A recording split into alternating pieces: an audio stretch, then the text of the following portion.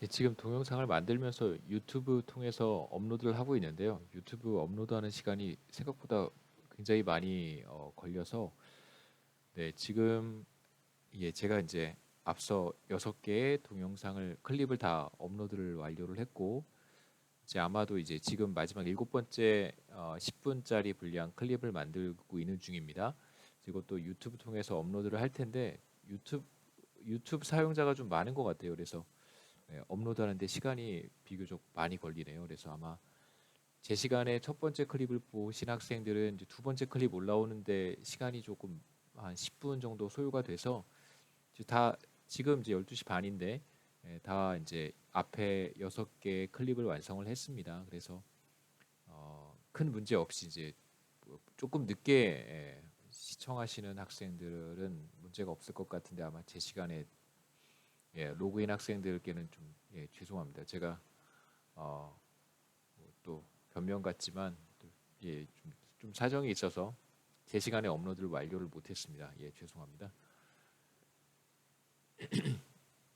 아까 이제 스위스 얘기 잠깐 하고 있었는데요. 이쪽은 1인당 자본 스탁의 실제 데이터고요. 그 다음에 이쪽은 1인당 GDP의 실제 데이터입니다. 그래서 Y와 K 값을 우리가 다 알고 있기 때문에 K와 Y 사이의 관계를 이렇게 다 각각의 12개 국가에 대해서 점을 찍어볼 수 있는 것이죠.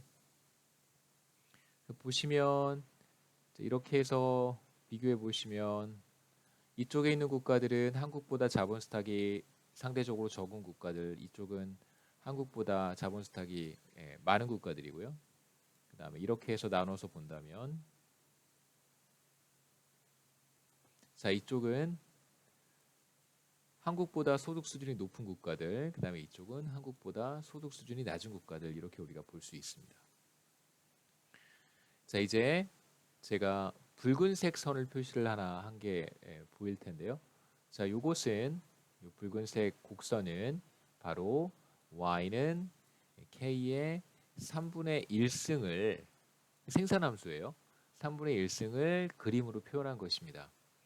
그래서 보시면 이 곡선상에 이 생산함수 상에 위치한 국가들이 몇 개 있는데 아프리카의 부룬디, 코리아, UK, 재팬 이렇게 한 4개 정도의 국가가 생산함수 위에 거의 정확히 위치하고 있습니다. 먼저 한국 같은 경우에는 코리아 같은 경우에는 당연히 1인당 자본 스탁이 1이고요. 그 다음에 1인당 GDP가 1입니다. 우리가 이렇게 설정을 한 것이죠. 나눠줬기 때문에. 그래서 당연히 이 생산함수 위에 있어야 되고요. 이제 UK라든가 재팬을 생각해 보시면 이건 이제 1인당 자본 스탁이나 1인당 GDP를 한국과의 비율로 표시를 했는데 우연히 생산함수 위에 이렇게 위치하고 있다는 걸 알 수가 있습니다. 그러니까 이건 어떤 의미를 갖냐면 생산함수에 위치하는 국가들이 부룬디, UK, 재팬 이런 국가들이 있는데 이제 이 의미를 한번 생각해 보죠. 어떻게 이들 국가들이 생산함수 한국과 똑같은 생산함수 위에 위치하고 있을까?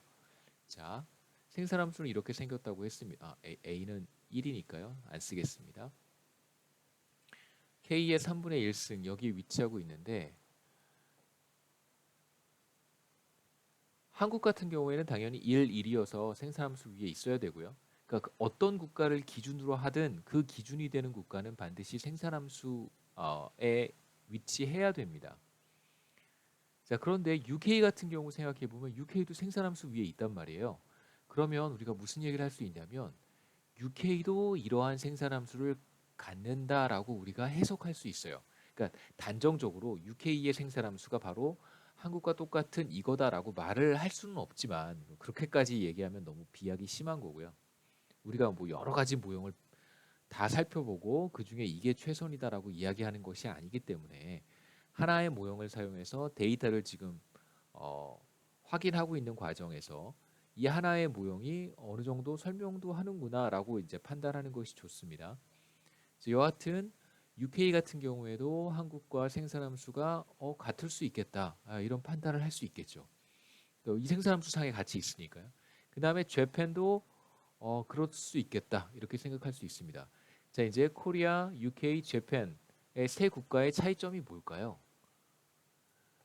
먼저 UK 같은 경우에는 한국보다 오른쪽에 있잖아요. 생산함수에 한국보다 여기 오른쪽에 있습니다. 이 얘기는 무슨 얘기냐면 한국보다 1인당 자본 스탁이 더 많고 그래서 1인당 GDP도 더 높은 것이다. 이렇게 얘기할 수 있고요. 재팬에 대해서도 똑같이 얘기할 수 있습니다. 한국보다 1인당 GDP가 1인당 자본 스탁이 많고 그래서 1인당 GDP가 높은 것이다. 이렇게 얘기할 수 있겠죠. 자, 이제 예외적인 국가들 한두 개만 더 보겠습니다. 자, 예외적인 국가 중에 이런 국가가 있어요. US 그다음에 이탈리 볼까요? 요즘 많이 힘드니까 힘든 국가들 위주로 한번 생각해 보겠습니다.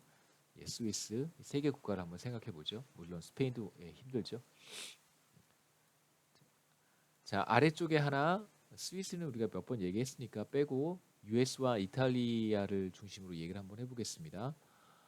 자, 이탈리아는 생산함수보다 밑에 있어요. 아래쪽에 위치해 있습니다. 다시 말하면 만약에 모든 국가들이 똑같은 생산함수를 가지고 있다면 이탈리아의 자본 스탁은 한국의 1.5배 수준이 되는 거잖아요. 매우 많은 자본 스탁이 있습니다. 그럼 생산함수에 따르면 이탈리아는 여기 있어야 되는 거죠. 그렇죠? 생산함수라고 하는 것은 뭘 보여주는 것이냐면 생산함수라고 하는 것은 자본 스탁이 만약에 이만큼이면 이 국가의 1인당 GDP는 여기여야 한다라고 하는 관계를 보여주는 거잖아요. 근데 이탈리아는 자본 스탁이 한국의 1.5배 수준에 달하기 때문에 1인당 GDP는 이 정도가 되어야 한다라고 하는 것이 생산함수의 예측입니다. 여기다 하나 제가 써놓을게요. 여기가 바로 생산함수의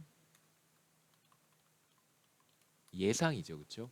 하지만 실제로는 생산함수의 예상에 미치지 못하는 수준 1인당 GDP는 생산함수의 예측치보다는 조금 더 낮은 수준이라고 할 수 있습니다.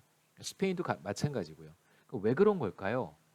생산함수가 자, 생산함수 이제 여기 A를 쓰겠습니다. 자, 이 생산함수는 A가 1인 생산함수라는 뜻이죠. 자, 이탈리아 같은 경우에는 K가 1.5 정도 수준이면 이만큼의 1인당 GDP가 되어야 되는데 실제로 그렇지 못합니다. 자, 왜 그렇다고 우리가 예상할 수 있냐면 모형 자체가 틀렸다기보다는 이제 이렇게 한번 생각해 보는 거죠. 아, 코리아, UK, 재팬, 부루디 같은 경우에는 이 A가 1이었는데 이탈리아 같은 경우에는 A가 1이 아닐 수 있겠구나. A가 1보다 작은 값을 가질 수 있겠구나라고 생각할 수 있다는 것이죠. 그래서 여기에다가 또 다른 생산함수를 이렇게 그려보는 거예요. 그러니까 이탈리아의 생산함수는 코리아, UK, 재팬하고 다른 이런 생산함수를 가질 수 있다라고 우리가 생각해 볼 수 있겠죠. 그 생산함수가 아래쪽에 있는 거예요. A가 1보다 작아서. 이해하셨을 거라고 생각합니다. 자, 두 번째 US를 생각해 보죠. US는 정반대의 국가라고 할 수 있어요. 마찬가지로 한국보다 1인당 자본 스탁은 훨씬 더 많습니다. 한 1.2배 정도 되는데 자, 그렇다면 다른 색깔로 할게요. 솔로우 성장 모형에 따를 경우 죄송합니다. 예, 생산 모형에 따를 경우 생산 모형에 의하면 US의 1인당 GDP는 이 정도가 되어야 돼요. 그러니까 재팬이랑 비교해 보세요. US의 1인당 자본 스탁은 재팬보다 적어요. 그렇다면 A가 1인 생산 모형이 맞다면 US는 어디에 있어야 하냐면 바로 재팬 앞에 이렇게 있어야 될 거예요. 생산 모형이 맞다면 그리고 US의 생산성 A가 1이라면 그런데 실제로 US는 생산 모형이 예측하는 것보다 훨씬 더 높은 수준입니다. 그렇다면 왜 그런 걸까요? A가 1이 아니라 1보다 큰 값을 가질 수 있다는 것입니다. 그러니까 재팬과 US가 1인당 자본 스탁이 뭐 대충 같다고 한번 해보세요. K가 두 국가가 서로 같습니다. 그런데 재팬의 경우에는 우리가 A를 1이라고 썼단 말이에요. US는 재팬보다 훨씬 더 1인당 GDP 수준이 높아요. 그렇다면 이 A가 1보다 크기 때문일 것이다라고 우리가 예상할 수 있습니다. 그래서 US의 경우에는 생산함수를 이렇게 그려볼 수 있는 것이죠.